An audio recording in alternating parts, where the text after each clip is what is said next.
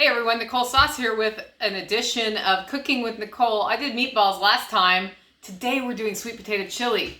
And we're still kind of quarantined in the holler, right, Tactical? Yeah, something like that. So I'm cooking with what we have here. And I got this box of sweet potatoes that were in the root cellar. This is all that's left for the year. And so sweet potato chili is really fantastic. It's a little lower carb than some other chilies. And what you need for it is 1 onion, about this many sweet potatoes, which is about 1.5 quarts by volume, chopped up. I leave the skins on because there's vitamins in those skins. And then you need a ground meat of some sort. I have ground beef and ground venison. I'm doing a double batch. I'll show you a single batch though. So you basically dice up the onion, which I've already done in there, and there's a couple pieces of sweet. So I put it in my pressure cooker. And then you add a little spice, so I'm doing about a teaspoon of cumin. This is ghost pepper for some heat. 1, 2, 3, 4, 5, 6, 7. You don't want to overdo this. It's easier to add it later than take it away. 1 jar of home canned tomatoes. That would be a 16-ounce can of stewed or chopped tomatoes if you're buying them at the store.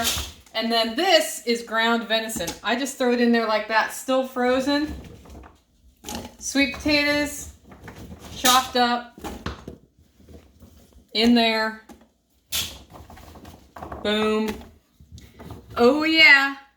Aren't you glad you didn't have to watch me chop these, Tactical? Yeah? Okay. And you know what else we need?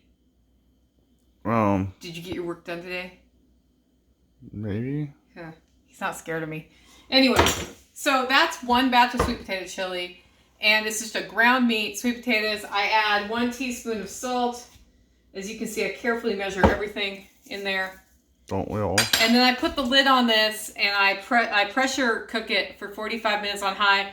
Crock pot it for 6 hours on low if you're going to do crock pot. You can do it simmer on the stove top till it's done. You want to soften the sweet potatoes up, and I take a potato masher and finish it out. Is it good? Yeah. It's really good. Serve it with a garnish of shredded cheese, chopped cilantro, chopped fresh onion, chopped green onion, whatever you want to put on top. It's really good to have that garnish. However, I'm making some for leftovers, so I'm going to do a second round with this grass-fed beef right here, this onion, and then I'm chopping more potatoes up. So we'll be doing a second round in the pressure canner because 2 batches in my pressure cooker. I called it a pressure canner because I can with it. 2 batches take as much time as 1, and then I can put some in the freezer, and these yahoos who come over and visit have something they can reheat quickly if they're hungry. So that's Cooking with Nicole today. That's what we're having. Make it a great week. Bye.